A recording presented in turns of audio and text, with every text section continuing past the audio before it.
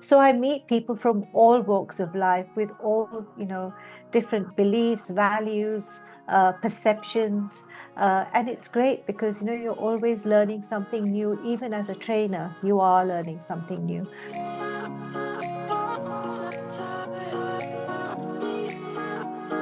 So basically, cross-cultural training is about building people's awareness, skills, education, knowledge, and skills on how to work with various cultures across the world. And as you know, the world has become smaller with increasing globalization.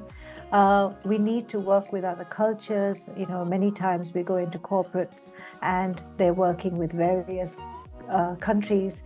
And, you must know that everyone is different. And so how do we bridge the cultural gap? And how do we work successfully with our global counterparts? So cross-cultural training helps to bridge that gap by building people's skills and knowledge, like I said, on understanding other cultures. To be very honest with you, you don't actually have to have a formal degree to get into this. Although, yes, I did have my business studies, but however, there are certain skill sets which are really going to help, in education. So I wouldn't say you need to have one particular degree. It's not like being a doctor. It's not like being an engineer. It's like building the skill sets over time.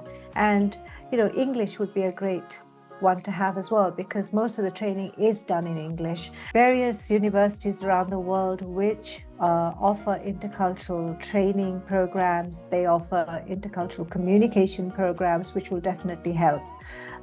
Virtually, LinkedIn has amazing courses.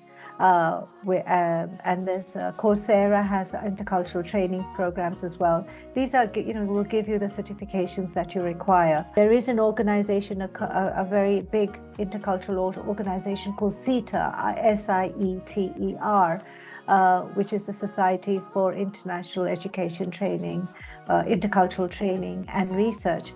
And that's a huge organization which is known worldwide for interculturalists like me. So it's important to, learn from people. So you get trained, the trainer programs everywhere, whether you want to be into image consulting, whether you want to get into communication skills or, any other training programs that you want to get into or trainings. And so that is important to attend certain trainer programs to see how it's done and do a teach back as well. I think that those aspects are invaluable for anyone who is just starting out and wants to get into the training field. Get mentored first. Don't just think I'm going to transition to this and I'm going to learn this. Go for the certifications. There are, like I talked about, the various certifications which are out there. Learn through LinkedIn, learn through Coursera, but it's something that's going to take time. But you need to have the basic attributes of interacting with audiences, because that is what your job is. It's about training and imparting knowledge. Communication skills, global studies, or international relations, communication, I would say, something in the line of communication skills, and those kind of attributes are very, very important. And in this particular job, because you're dealing with people all the time, you're dealing with cultures all the time, but it's just about building that confidence to impart training and the ability to interact, and business development, I would say, especially if you're going to be working for yourself. It's very important to be able to, I would say, understand the needs of the audience. And once you understand the needs, then you obviously need to know how to present and how you're going to present. So building PowerPoint presentations, interactive tools, how you're going to bring that into the training program to keep that interest alive during the training programs. And especially now, more than anything, a lot of companies may want virtual training. So face-to-face, there are a lot of things that you can do with an audience. Self-development, attending webinars, conferences, all these things will help you build your knowledge. Knowing a different language or knowing various languages is always going to help in any field. In cross-cultural training, it's not necessary. It is not something that is a massive requirement, because at the end of the day, you have to cater, to the audience requirements. So most of the time, I've never had an issue actually, because I've always trained in English. English is a business language, but it always helps to have that language proficiency, if you have it. And so for example, there are times my Hindi is not that great, but I can switch a little bit into Hindi if, for example, the audience may not have understood a certain concept. So it definitely helps, but I think it's not a massive requirement to have another language, knowledge of another language to be a cross-cultural trainer. The aspects is that first, you have to do a lot of business development, and that means putting yourself out there because there is competition. So putting yourself out there, and that means through LinkedIn, making sure you write articles, you're getting known as a cross-cultural coach, building your website. All these things are important. So first is business development, and also taking calls and finding out what are the needs of the company. Then after that, you would they will give you the requirements, and you would probably send them a proposal. So making sure that you send a proposal which is customized to the trainer, to the training requirement.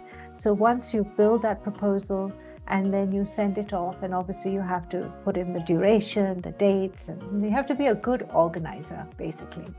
And after which the training. So before that would be designing of the program once it gets accepted. So designing does take time. Most of my training is customized to the client requirements. Every person or every corporate will have a different requirement. So it's important to know what are the major challenges.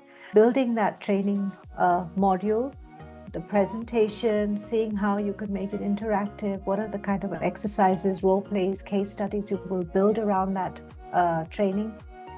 And so once I've done that, then it's the delivery. So basically that is a typical, I would say, step-by-step guide on how a day would unfold.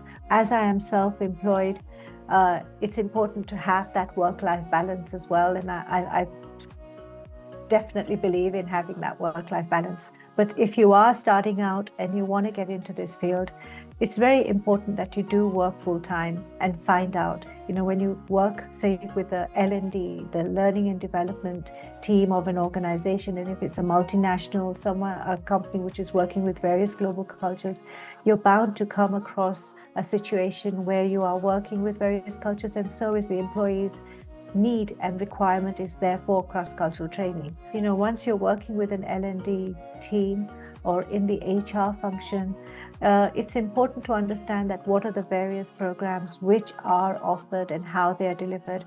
So if you want to get into this field, you can, you can get into training programs, see how they are delivered. It's important to observe. It's important to learn through those aspects. There are times when I'm on calls with my US counterparts. I'm talking to the UK, I'm talking to other cultures. So obviously, due to time differences, I could be taking calls at as late as 10 o'clock at night, 8 o'clock in the evening. So it all depends. Each day is different. And I guess that's what makes it kind of exciting. The big challenge is that it's not easy. A lot of people want to be trainers, but, and also another thing is that it's important to do a lot of self-learning.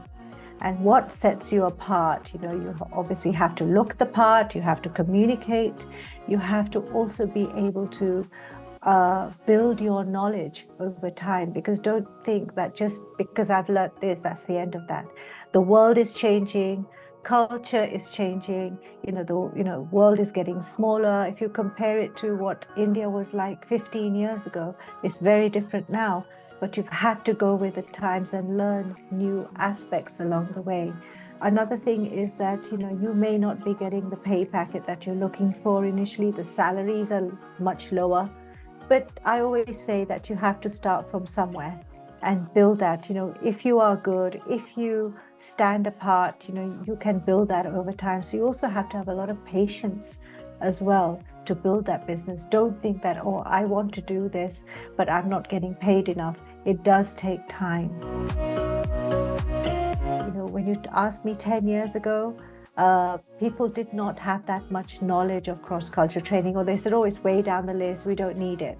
However, now in the last, especially 7-8 years, I've seen a huge demand for cross-cultural training because of the globalized world. It's inevitable that the companies will be working with at least one or two cultures, if not more.